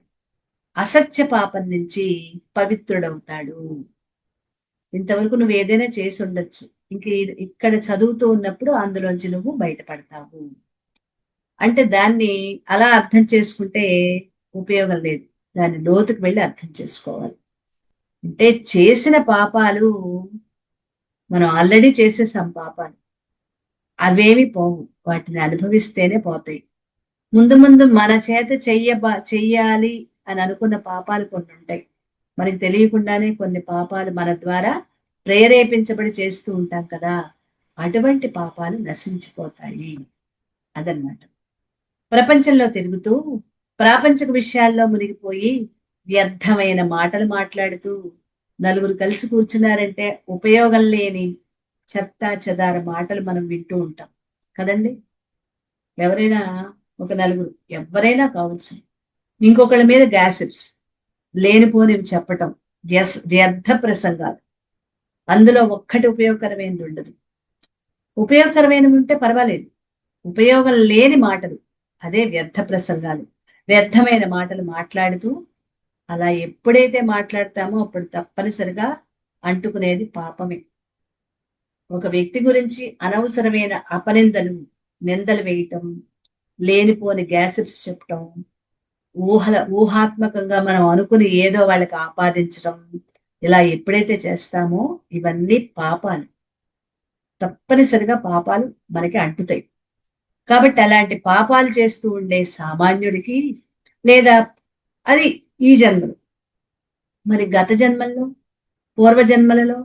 పూర్వజన్మల్లో అన్ని పాపాలే చేసి, అంటే ఎక్కువ పాపాలు చేసి దాని ఫలితంగా వ్యాధులతో దరిద్రంతో బాధపడి ఉండే సామాన్య మానవుడికి పాపాల వల్లనే అనారోగ్యాలు వస్తాయి, రోగాలు వస్తాయి అంటారు. పూర్వజన్మ కృతం పాపం వ్యాధి రూపేణ పీడ్యతే. ఎప్పుడైనా విన్నారా? పూర్వజన్మలలో చేసిన పాపాలే ఈ జన్మలో వ్యాధులుగా, బాధలుగా మనకి వస్తాయి. అలా ఎవరైతే పూర్వజన్మల్లో పాపాలు చేసి దాని ఫలితంగా వ్యాధులతో దారిద్ర్యంతో బాధపడుతూ ఉంటారో అటువంటి సామాన్య మానవుడికి ఇక్కడ మరొక విధమైన ఫలశ్రుతి చెప్తున్నారు. మనందరం కూడా ఇందులో చెందిన వాళ్ళమే. గత జన్మల్లో ఎన్నో చేశాం, తెలియదు అప్పుడు తెలియదు, ఇప్పుడు తెలుసుకోవడానికి ఏం చేశామో కూడా తెలియదు. కానీ మన అనారోగ్యం, బాధ, దుఃఖం, దరిద్రం అన్నీ ఉంటాయి, నోటి వరకు వెళ్ళదు, అన్నీ ఉంటాయి. సమయం లేకపోవటము, తినటానికి అవకాశం లేకపోవటము, ఇవన్నీ దరిద్రాలే. అలాంటివి కూడా మనం పడుతూ ఉంటాం. లేదా అన్నీ ఉన్నాయి, మరి ఎందుకు తినలేకపోతున్నావు? అది తింటే పడదు, తినటానికి టైం లేదు, ఆకలేస్తుంది, మనం పెట్టుకున్నాం, మనం తీసుకెళ్ళిన ఆహార పదార్థం పాడైపోయింది, తినగలవా? తిందామని పెట్టుకున్నాం, గబుక్కున ఏ కుక్క వచ్చి మూతి పెట్టింది, తినగలవా? ఇవన్నీ ఎందువల్ల? గత జన్మ పాపాలు ఇందులో కారణమవుతాయి. దేనికి కూడా కార్యకారణ సంబంధం లేకుండా ఏది జరగదు. ఇక్కడి నుంచి ఒకటి ఆలోచించండి, ఏదైనా మనకి జరుగుతోంది అంటే ఇది గత జన్మ ఏదో నేను చేశాను కాబట్టే అది ఇక్కడ అనుభవిస్తున్నాను. ఎప్పుడైతే మనం అలాగ భావన చేస్తామో అప్పుడు మనం అనుభవించేది కష్టం తగ్గుతుంది, మనసుకి బాధ తగ్గుతుంది. ఇప్పుడు నేను ఒకళ్ళని ఎప్పుడు ఏడిపించానో తెలియదు, బాధ పెట్టానో తెలియదు, ఇవాళ నానా అగచాట్లు పడుతూ, అవమానాలు పడుతూ, చేసే పని మళ్ళీ అది ఫలితం రాక, మళ్ళీ మళ్ళీ చేస్తూ, డబ్బులు వ్యర్థం చేసుకుంటూ, బాధపడుతూ, మానసిక అశాంతితో బాధపడుతున్న వాళ్ళు గత జన్మలలో కొంతమందికి, ఒకళ్ళకు, ఇద్దరికో, ఏ జన్మలోనో తెలియదు. 10 జన్మల క్రితం అవ్వచ్చు, 16,000 జన్మల క్రితం అవ్వచ్చు. అది కూడా ఇప్పుడు వస్తుంది కదా. ఏ జన్మలోదో ఇప్పుడు మనం తెచ్చుకున్నాం, అది ఇప్పుడు తెలీదు. కాబట్టి దాన్ని గుర్తు చేసుకోవాలి. నేనంటే వాళ్ళకి ఇష్టం లేదు అని అంటాం. వాళ్ళకి ఇష్టం లేకపోవటానికి ఒక జన్మలో వాళ్ళని మనం పట్టించుకోలేదు. మరి వాళ్ళకి ఈ జన్మలో వాళ్ళతో సంబంధం ఏర్పడినప్పుడు వాళ్ళకి నేను ఇష్టం లేదు. చూడండి ఎంత సూక్ష్మంగా ఉంటాయో. చాలా సూక్ష్మంగా ఉంటాయి. కర్మ సిద్ధాంతాన్ని జాగ్రత్తగా అవగాహన చేసుకోవాలి. అంటే మనం చేసే ప్రతి పనిని కూడా అవగాహనతో చేస్తూ ఉన్నప్పుడు ఏదైనా కష్టం సంభవిస్తే ఆ ఇది నేను అనుభవిస్తే అయిపోతుంది. ఇటువంటి కష్టాన్ని నేను ఇంకొకరికి ఎప్పుడో తీసుకొచ్చి ఇచ్చాను. అది ఇవాళ నేను తెచ్చుకున్నాను ఈ జన్మలో. ఇది అనుభవిస్తే అక్కడికి పూర్తయిపోతుంది. పరమాత్మ ఈ అనుభవించడానికి తగిన శక్తిని నాకు ప్రసాదించు. నువ్వెక్కడా లేవు, నువ్వు ఇక్కడే ఉన్నావు, ఇందులోనే ఉన్నావు. ఆ పరమాత్మ ఈ కష్టం నుంచి నాకు అనుభవించే శక్తిని ప్రసాదించు. మళ్ళీ నేను ఎవరిని నిందించను. ఇలా ఎందుకు వచ్చిందని వెనక్కి తిరిగి మళ్ళీ నేను బాధపడను. దీన్ని అనుభవిస్తాను. ఆ అనుభవించడానికి తగిన శక్తిని ప్రసాదించు. అది మనం కోరుకోవలసింది. ఎవరిని తిట్టుకున్నా ఒంటి మీదకి వచ్చిన తర్వాత దెబ్బ తగిలాక దెబ్బ తగ్గేంత వరకు అనుభవించాలి. ఎన్ని మందులు వేసుకున్నా అది తగ్గాలిగా. ఇన్ని మందులు వేసేసుకున్నా అది తగ్గిపోదు కదా. ఇంకొక వేరే రూపంలో అది ఇంకో నొప్పి తగులుతుంది, ఇంకొక బాధ కలుగుతుంది తప్ప ఒక్కసారి ఇన్ని మందులు వేసుకున్నా అది తగ్గదు. అది తగ్గవలసిన సమయం అంతవరకు ఆ బాధ అనుభవించవలసిందే. అనుభవించటానికి తగిన శక్తిని పరమాత్మని వేడు. అది అదే చెప్తూ వేదాలలో, శాస్త్రాల్లో మానవుడు ఏ విధంగా నడుచుకోవాలో, ఏమి చెయ్యకూడదో, ఏమి చెయ్యాలో, ఇది విధి నిషేధాలు చెప్పబడ్డాయి. ఇవన్నీ వేదాల్లో ఉన్నాయి. ఎటువంటి పనులు చెయ్యాలో, ఎటువంటి చెయ్యకూడదు. విధి అంటే చెయ్యాల్సింది, నిషేధం అంటే చెయ్యకూడదు. అవన్నీ ఉన్నాయి. అయితే అందరూ వేదాల గురించి తెలుసుకోలేరు. మరి సామాన్య మానవునికి వేదాలు ఎక్కడి నుంచి వస్తాయి? తెలియదు కదా, తెలుసుకోలేరు. అసలు వేదాలు ఉన్నాయని కూడా తెలియదు. తెలిసినా వాటిని చూడలేరు, చూడరు. అందులోని విషయాలు చదవలేరు, చదివి గాని విని గాని అర్థం చేసుకోలేరు. ఒకవేళ ఎవరైనా చదువుతున్నా కూడా వాళ్ళకి మనకి అర్థం కాదు. కాబట్టి ఇందులో చెప్పిన విధంగా నడుచుకోలేరు కూడా. వేదాల్లో ఉన్నాయి కానీ నా వరకు రాలేదే, నేను ఎలా నడుచుకోగలను అంటే, మరి ఇలాంటి వాళ్ళకి మార్గం ఏదైనా ఉందా? వేదాల్లో ఉన్నాయన్నారు, అది నాకు తెలియదు, నేను చదవలేను, నేను వినలేను, ఎవరైనా చెప్పినా నాకు అర్థం కాదు. మరి ఏమిటి మార్గం? వాళ్ళకి కూడా మార్గం ఉంది. ఇవి పెద్దల వాక్యాలు. అందుకే పెద్దవాళ్ళు కొన్ని విషయాలు చెప్తూ ఉంటారు. అయితే అది తమకి లభించే పెద్దలు ఎలాంటి వాళ్ళు అవుతారో తెలియదు. పెద్దలు చెప్తారు కానీ వాళ్ళకు కూడా అవగాహన ఉండాలిగా. చెప్పే వాళ్ళకు కూడా మూఢంగా ఏదో వాళ్ళు నేను ఇది అనుకుంటున్నానని చెప్పేస్తే మనం ఏం చేయలేం.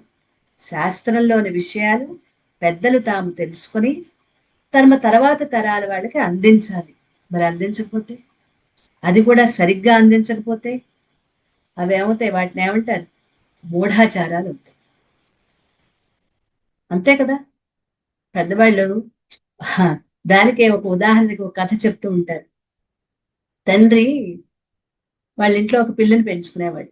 ఆయన పిల్లి వచ్చింది, ఆయన రోజు పాలు పోసాడు. చిన్న పిల్ల దొరికితే అయ్యో తల్లి లేదు అని చెప్పి దానికి ఇన్ని పాలు పోస్తుంటే అది ఇక్కడే ఉండిపోయి పెరిగి పెద్దదవుతుంది. ఏమిట్లే పాపం, మనం ఇంత తింటున్నాం, దానికి అసలు పాలు పోస్తే అదే పెరుగుతుంది కదా అని ఇంకా దాని మీద ప్రేమతో పెంచుకోవడం మొదలు పెట్టాడు తండ్రి. కానీ ఇంటి దగ్గర క్రతువులు అవుతూ ఉంటాయి కదా, యజ్ఞాలు, యాగాలు, ఆబ్దీకాలు, రకరకాలు జరుగుతూ ఉంటాయి కదా. అలాంటివి జరుగుతూ ఉన్నప్పుడు ఆయన ఏం చేసేవాడంటే వాటిని, ఈ జంతువులు ముట్టుకోకూడదు. ముట్టుకుంటే మైల పడిపోయినట్టు అశుచి అనమాట. మళ్ళీ అవన్నీ తీసేసి మళ్ళీ కొత్తవి పెట్టుకోవాలి. అందుకు వాళ్ళ ఇంట్లో ఎటువంటి శుభకార్యం కానీ ఆబ్దీకాలు కానీ తల్లిదండ్రులకు ఆబ్దీకాలు పెడుతూ ఉంటారు కదా పెద్దలకి. అలాంటప్పుడు ఏం చేసేవాడంటే తండ్రి దాన్ని ఒక చిన్న కర్ర పొర్లి కట్టి దాని మీద ఒక గంప బోర్లించి పెట్టేవాడు కనిపించకుండా. దానికి తాగటానికి పాలు ఏదో ఇచ్చేవాడు, అది అందులోనే ఉండేది. అలా తండ్రి ఇంకా పెంచుకున్నాడు. దానికేమో పిల్లలు పుట్టాయి, ఆ పిల్లలు కూడా ఇక్కడే పెరుగుతున్నాయి. కొన్ని వెళ్ళిపోయి ఒక పిల్ల మాత్రం ఇక్కడ అలా పెరుగుతూ ఉంది. ఆ తండ్రి చనిపోయాడు, కొడుకు వచ్చాడు. కొడుకు ఏమనుకున్నాడు, వాళ్ళ ఇంట్లో తండ్రి ఆబ్దేకి వచ్చింది, వాళ్ళు పెంచుకున్న పిల్లి చచ్చిపోయింది, ఏదో కారణం చనిపోయింది. ఇప్పుడు తండ్రి ఏం చేసేవాడు, పిల్లిని గంప కింద పెట్టి కార్యక్రమం చేసేవాడు. వీడు ఊరంతా తిరిగి ముందు రోజు పిల్లిని సంపాదించి, వాడు పాపం పిల్లి దొరకలా, పారిపోతున్నాయి. ఎలాగో కష్టపడి ఎక్కడో వెళ్ళి ఒక పిల్లిని తెచ్చుకుని దాన్ని ఇంటికి తీసుకొచ్చి ఓ తాడేసి కట్టి దాని మీద గంప బోర్లించి అప్పుడు ఈ కార్యక్రమం చేయటం మొదలుపెట్టాడు. తండ్రి చేసిన భావన ఏంటి, కొడుకు చేసే భావన ఏంటి, చివరికి అవి మూఢాచారాలు. ఇప్పుడు అర్థమైందా మూఢాచారాలు అంటే? తెలిసి తెలియకుండా చేసేది ఏదైనా సరే తెలుసుకుని చెయ్యాలి, అసలైన అర్థం తెలుసుకు చేయాలి. పెంచుకున్న దాన్ని ఇక్కడ పుట్టుకోకూడదు కాబట్టి దాని మీద గంప వర్ణించాడు తప్ప ఊరంతా తిరిగి ఓ పిల్లిని తీసుకొచ్చి అక్కడ పెట్టి వాడి కార్యక్రమం చేయమని కాదు. ఇలా తరతరాలుగా ఆచారాలు వాటి యొక్క అసలైన భావనంతా పోయి వీళ్ళ సొంత భావనలు ఏర్పరచుకుని మూఢాచారాలు మూర్ఖాచారాలు అయ్యి. మరి అలాంటివి పెద్దలు చెప్పి మనని పాటించమంటే పిల్లలు ఏమంటారు, దాని సరి అయిన అవగాహన లేకపోతే మేము చెయ్యము అంటున్నారు. ఋషులు ఏర్పరిచిన దాన్ని మనం సరిగ్గా అవగాహన చేసుకోవాలి. మన పెద్దలకు కూడా చాలా మందికి తెలియదు, ఏవో చెప్తారు కానీ దాని యొక్క విలువలు కూడా వాళ్ళకి తెలుసుకోలేకపోయారు. అదే పెద్దల మాటల ద్వారానే మనం అవగాహన చేసుకోవాలి. ఎలాంటి వాళ్ళు అవుతారో ఆ పెద్దలు కూడా మనకి తెలియదు. ఒకవేళ తెలిసిన వాళ్ళు లభించినా ఓ పెద్ద ఆయన వచ్చి దాన్ని వివరంగా చెప్తామన్నా వాళ్ళ మాట మనం వినం. ఆయన చెప్తున్నారు కదా విషయం, విందాము అని కూడా లేకుండా చెప్పాలి ఎవయ్యా పోప మాకు తెలుసులే అంటారు. వినేవాళ్ళు కూడా ఉండరు. అందుకే నిత్య జీవితంలో అనేక తప్పులు పాపాలు జరిగిపోతున్నాయి. వేదం అన్నీ చెప్పింది కానీ మన వరకు రానివ్వలే మనం. కొంత పెద్దలు చెప్పే పెద్దలు లేకపోవటం ఒక కారణమైతే, అన్నీ తెలిసిన పెద్దలు చెప్తే మనం వినకపోవటం రెండో కారణం. దీనివల్ల అనేక తప్పులు పాపాలు జరిగిపోతూ ఉంటాయి. అందువల్లనే వాటి ఫలితంగానే జబ్బులు కానీ దారిద్ర్యం కానీ మనశ్శాంతి లేకపోవటం కానీ ఇవన్నీ వచ్చేది అందువల్లే. మరి ఇలాంటి వాళ్ళకి ఈ ఉపనిషత్తు ఒక హామీ ఇస్తోంది. వీళ్ళని కూడా ఉపనిషత్తు వదిలిపెట్టలా అలాంటి వాళ్ళని. ఎందుకంటే 98% ఉన్నది వాళ్ళే, 100కి 98 మంది ఇలాంటి వాళ్ళే ఉన్నారు, తెలిసి తెలియని వాళ్ళు. ఏంటది, ఏం చెప్తోందంటే ఉపనిషత్తు, ఈ సూర్యోపనిషత్తు ప్రతిరోజు సూర్యునికి ఎదురుగా నిలబడి ఈ అష్టాక్షరి మంత్రాన్ని ఉపాసన చేసినట్లయితే అన్ని దుఃఖాలు దారిద్ర్యం వల్ల కలిగే ఏవైనా సరే, వ్యాధులు కావచ్చు, దరిద్రం కావచ్చు, మానసిక అశాంతి కావచ్చు, ఏవైనా తొలగిపోతాయి. ఇవి అన్ని రకాల పాపాలు తొలగిపోతాయి. పాపాలంటే చేసిన పాపాలు కాదు, పాపం తొలగిపోవటం కాదు, నీ మనశ్శాంతి లభిస్తుంది. చేసిన పాపాలకి నువ్వు అనుభవిస్తే పోతుంది. ముందు ఇంకా భవిష్యత్తులో చెయ్యబోయే కొన్ని పాపాలు ఉంటాయి కదా, అవి తొలగిపోతాయి. ఆ విషయాన్ని జాగ్రత్తగా అవగాహన చేసుకోవాలి. ఇంతవరకు చేసిన పాపాలని అనుభవిస్తే కాని పోవు కర్మలు. కానీ నీ మనసులో ప్రేరణ కలుగుతుంది ఒక చెడు పని చెయ్యాలి అని. లోపల నుంచి వచ్చిన ప్రేరణ ఎలా కలిగింది, గత జన్మల నుంచి తెచ్చుకున్న వాసనలు. ఆ ప్రేరణ ఏమవుతుందంటే ప్రేరణ వల్ల చెయ్యాలనుకున్న పాపాలు చెయ్యము, అక్కడికి ఫుల్ స్టాప్ పడిపోతుంది. అంటే పాపాలు కంటిన్యూ అవ్వటానికి అవకాశం తక్కువగా ఉంటుంది. అది ఈ హామీని సరిగ్గా అర్థం చేసుకోలేకపోతే పెద్ద ప్రమాదం ఉంది. అదేంటంటే ఎలాంటి పాపాలైనా పోగొట్టుకోవాలంటే ఈ మంత్రోపాసన చేస్తే చాలు. మనం ఎలాంటి పనులైనా చేసేయచ్చు, ఎలాంటి పాపాలైనా చేసేయచ్చు. ఈ లైసెన్స్ మనకు శాస్త్రాలే ఇచ్చేసాయి అని తెలిసి తెలియకుండా మనకి ఇలాంటి మూర్ఖవాదనలు చేసేవాళ్ళు కూడా ఉంటారు. అది కాదు అక్కడ. సరిగ్గా అర్థం చేసుకోకపోతే ఇటువంటి వాదనలు పెరిగిపోతాయి అన్నమాట. మనకి లైసెన్స్ ఇచ్చేసింది శాస్త్రం అని. కొన్ని మత గ్రంథాల్లోని వాక్యాలని యథాతథంగా చెప్పడం వల్ల అపార్థాలు జరిగాయి. ప్రార్థనా సమయంలో ఒక మతంలో మత పెద్దలు ఇలా చెప్తారు: నువ్వు రాత్రి చేసిన పాపాలు ఉదయమే కడిగివేయబడతాయి, పగలు చేసిన పాపాలు సాయంకాలం ప్రార్థనలో కడిగివేయబడతాయి. కాబట్టి నీ ఇష్టం, పాపాలు చేసుకో అని ఒక మతంలో చెప్తే, ఒక మతంలో పూర్వం పాప పరిహార పత్రాలు ఇచ్చేవాళ్ళు.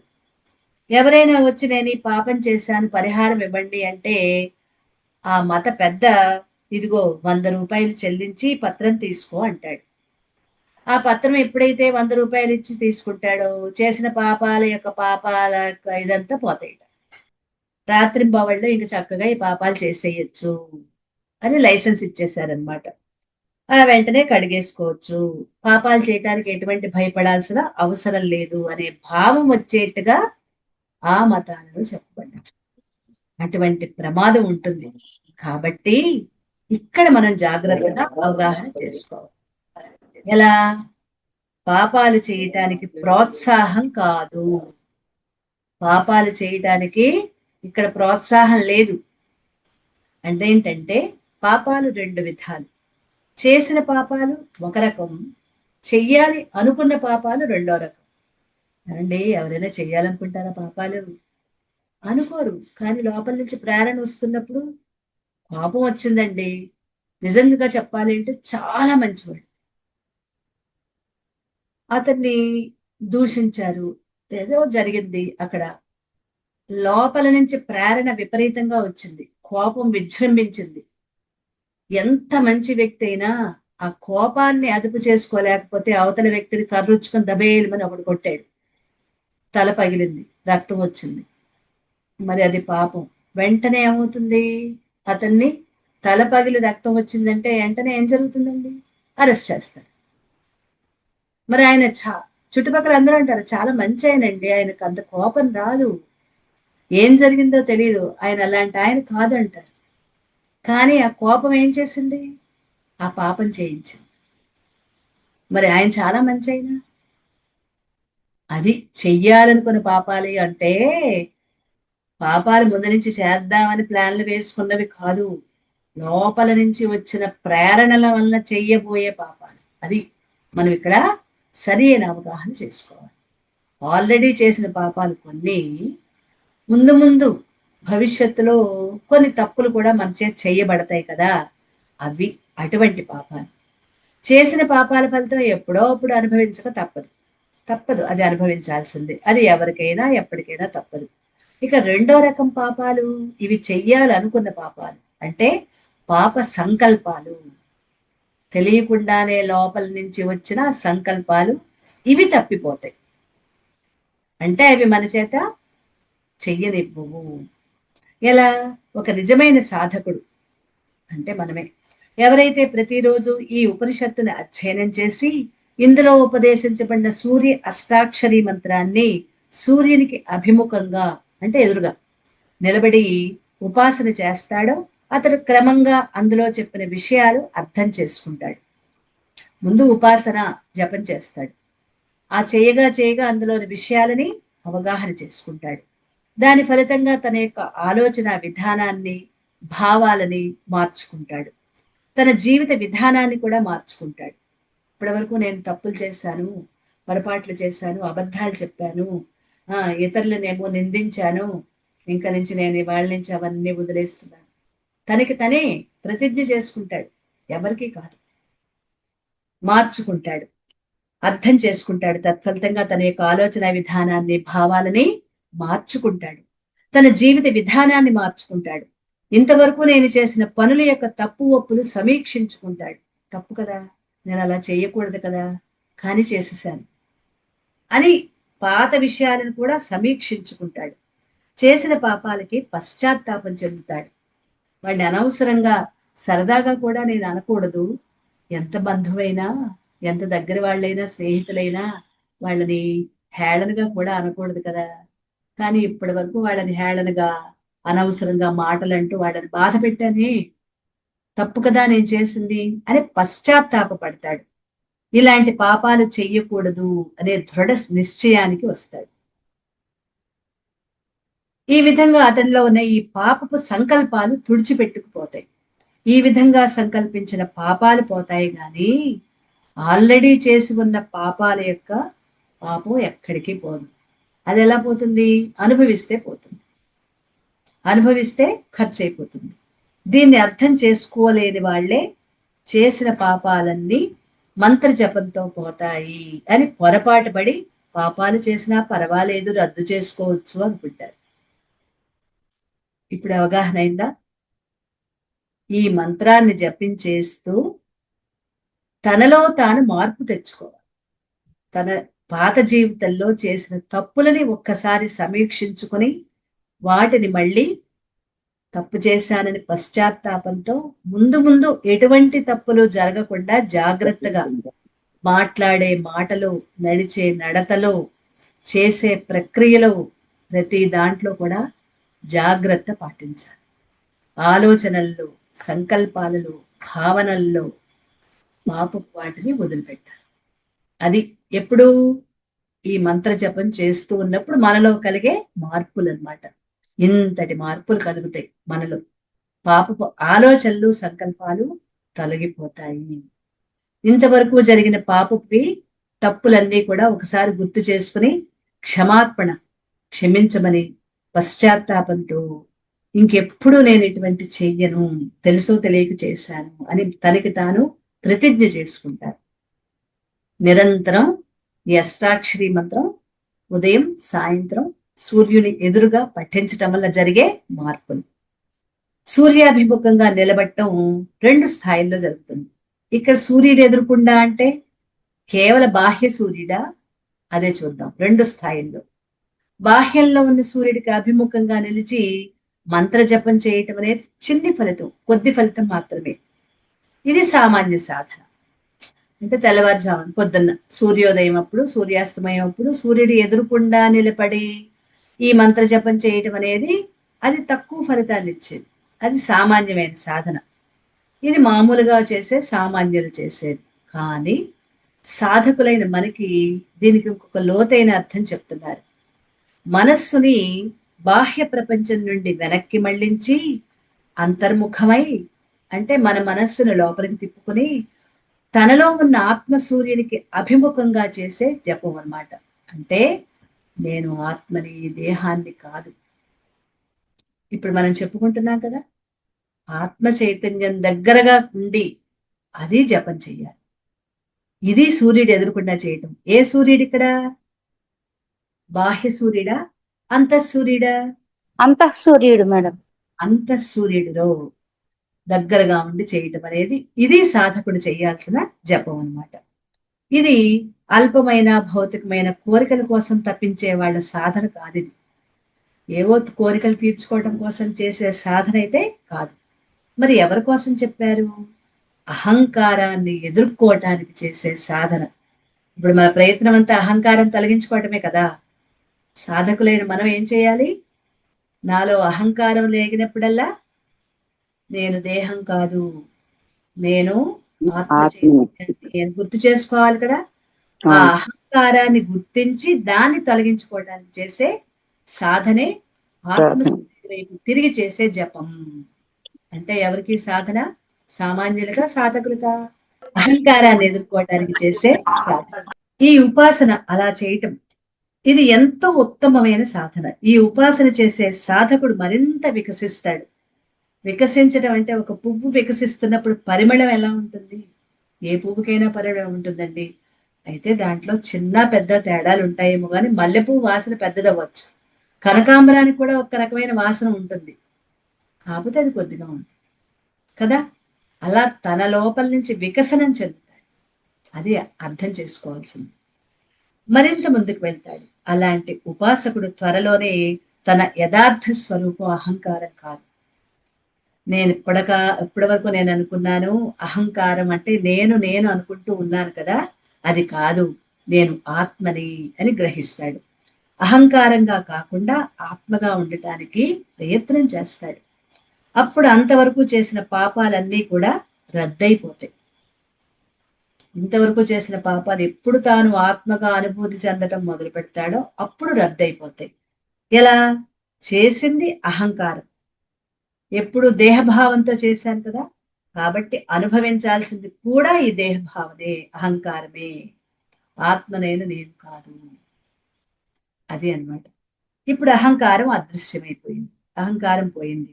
కాబట్టి దానితో పాటు అన్ని వాసనలు, కర్మఫలాలు అన్నీ క్షయమైపోతాయి. ఎప్పుడైతే అహంకారం రద్దయిపోతుందో అప్పుడే మన లోపలున్న వాసనలు, కర్మఫలాలు అన్నీ అదృశ్యమైపోతాయి.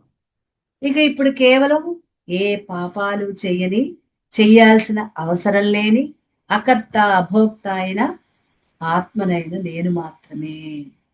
అహంకారం తొలగిపోతే మిగిలింది ఆత్మనైనా నేను మాత్రమే. ఆ నేను అంటే ఆత్మనన్నమాట. అయితే ఈ సమయంలో కూడా చేసిన తప్పుకి మరి ఇంతవరకు కొన్ని తప్పులు చేశాడు కదా. ఇప్పుడంటే తాను ఆత్మనని తెలుసుకున్నాడు.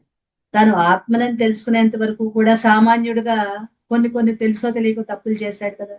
అది పెద్ద పెద్ద తప్పులు అవ్వచ్చు, చిన్నవవ్వచ్చు. అలాంటప్పుడు కోర్టు శిక్ష కూడా ఒక్కొక్కసారి అనుభవించాల్సి వస్తుంది. ఎందుకని? గతంలో చేసిన తప్పులకి. ఎవడినో ఇందాక మనం చెప్పాం, కోపంలో చితకొట్టాడు. మరి కోర్టు శిక్ష వేస్తుంది కదండి. పోలీసులు పట్టుకు వెళ్తారు, 2 రోజులు జైల్లో పెడతారు. "నీ ఎందుకు చేసావంటారు, నా తప్పు అయిపోయింది అంటాడు. వదిలిపెట్టరు కదా, కోర్టుకు తీసుకువెళ్తారు. వాళ్ళు కూడా కొంత శిక్ష వేస్తారు కదా. వేస్తారా? పాత జీవితంలో తాను మారక ముందు చేసిన తప్పులన్నమాట.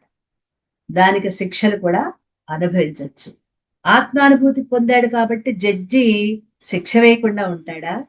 ఓ, ఈయనకి ఆత్మానుభూతి చెందాడు కదా, మన శిక్ష మానేద్దాం అనుకుంటాడా జడ్జి? ఆయనకి వీటితో సంబంధం లేదు. ఆయన పని, ఆయన కర్తవ్యం ఆయన చేస్తాడు. అందుకని జడ్జి వేయకుండా ఉంటాడా? లేదు, శిక్ష వేస్తాడు. మరి ఆ శిక్ష అనుభవించాల్సింది అనుభవించాల్సిందే. అయితే తాను అనుభవిస్తాననే స్పృహ ఉండదు. అయ్యో, నేను తప్పు చేయకుండా ఉండాల్సింది, వీళ్ళందరూ చూశారు, నేనేదో గొప్ప జ్ఞానిని అని ఇప్పుడు అనుకుంటే వీళ్ళందరూ అబద్ధాలు అనుకుంటారు. అసలు ఆలోచించడు. ఇది తప్పు చేసింది కాబట్టి దీన్ని అనుభవిస్తోంది, నాకేం సంబంధం లేదని అక్కడ విడిపోతాడు. రెండుగా విడిపోయాడు. అవును, ఇది తప్పు చేసింది, అందుకు దీనికి శిక్ష వేశాడు జడ్జి, ఇది ఎండు కూర్చుని అనుభవిస్తుంది. నేను ఆత్మ చైతన్యాన్ని, నాకు ఈ శిక్షతో ఎటువంటి సంబంధము లేదు. అది ఆత్మజ్ఞానిగా ఉన్న ఆ సాధకుడు, పరిపక్వత చెందిన సాధకుడు దాన్ని కూడా చక్కగా అనుభవిస్తాడు, శిక్షని. ఎందుకంటే తాను దేహంతో, అహంకారంతో సంబంధం లేకుండా వేరుగా అయిపోయాడు. ఇంతకాలం దేహంతో, అహంకారంతో సంబంధం ఉండి తప్పులు చేశాడు. వాటి ఫలితం తాను ఆత్మానుభూతి పొందిన తర్వాత శిక్ష అనుభవించాల్సి వచ్చింది. అప్పుడు తానేమి సిగ్గుపడడు, బాధపడ్డు. ఇది తప్పు చేసింది కాబట్టి ఇది అనుభవిస్తోంది. నేను పరమాత్మనైన నేను తప్పు చెయ్యను, దీన్ని అనుభవించని, చేసుకుంది కదా, అలా భావిస్తాడన్నమాట. అవగాహన అయిందా? అర్థమైందా? ఇక్కడ ఇంకొక విషయం చెప్తున్నారు. మహావ్యాధి భయాత్. కుష్ఠరోగం మహావ్యాధి. మహావ్యాధి అంటేనే కుష్ఠరోగం. దాని భయం నుంచి విడుదల పొందుతారు. అంటే కుష్ఠరోగం లాంటి భయంకరమైన రోగాలు రావు అని. దరిద్రం నుండి, తినకూడని వాటిని తిన్న పాపం నుంచి, వెళ్ళకూడని చోటకి వెళ్ళిన పాపం నుంచి, పతితులతో సాంగత్యం నుండి చేసిన పాపం నుంచి, అసత్య సంభాషణలు, అన్ని అబద్ధపు జీవితాలు ఉన్నాయి కదా ఇప్పటి వరకు. అంటే తాను అనుభూతి చెందటానికి ముందు ఉన్న జీవితం ఉంది చూసారా, ఇవన్నీ పాపాలన్నమాట. వీటి నుంచి విముక్తుడై పవిత్రుడవుతాడు. కాబట్టి పై జపం కాకుండా, ఏదో నోట్లోంచి గబగబా మాల తిప్పేస్తూ చేసే జపం కాకుండా, తనను తాను తెలుసుకునేందుకు అంతర్ముఖమై ఆత్మ సూర్యుడిని తన ఎదురుకుండా ఉంచుకుని జపం చేసుకోవాలి. అంటే ఆత్మ చైతన్యమే నేను అనే భావనతో ఈ జపాన్ని చేసుకోవాలి. అప్పుడు లౌకిక, పారమార్థిక ప్రయోజనాలు రెండూ లభిస్తాయి. లౌకిక ప్రయోజనాలు ఉంటాయి, అంటే చెయ్యకూడని పనులు చెయ్యడు, అది మాత్రం కరెక్ట్. చేయవలసింది ఎలాగూ వాటికి అనుభవించాలి, అవి ఎలాగో అనుభవిస్తాడు. అనుభవించేటప్పుడు నేను అనుభవిస్తున్నానని అనుభవించడు, ఇది అనుభవిస్తోంది నేనేమి సంబంధం లేదు అని విడిపోతాడు. ఇది పారమార్థిక ప్రయోజనం అంటే ఇది. ఇప్పుడు ఉదయం సంధ్యలో చేసిన జపం అయితే సాయంత్రం సంధ్యలో చేసిన దానికి ఏమిటి ప్రయోజనం? ఇప్పుడు ఉదయం చేసిన జపానికి ప్రయోజనం చెప్పారు, మరి సాయంత్రం పూట కూడా జపం చేస్తాం కదా సూర్యుడికి ఎదురుగా, దానికి ఏమిటి ప్రయోజనం అనేది 16వ మంత్రంలో రేపు చెప్తుంది. 16, 17, 18, 19 4 మంత్రాలు. ఈ 4 మంత్రాలు ఈ 2 రోజుల్లో పూర్తి చేసుకుందాం.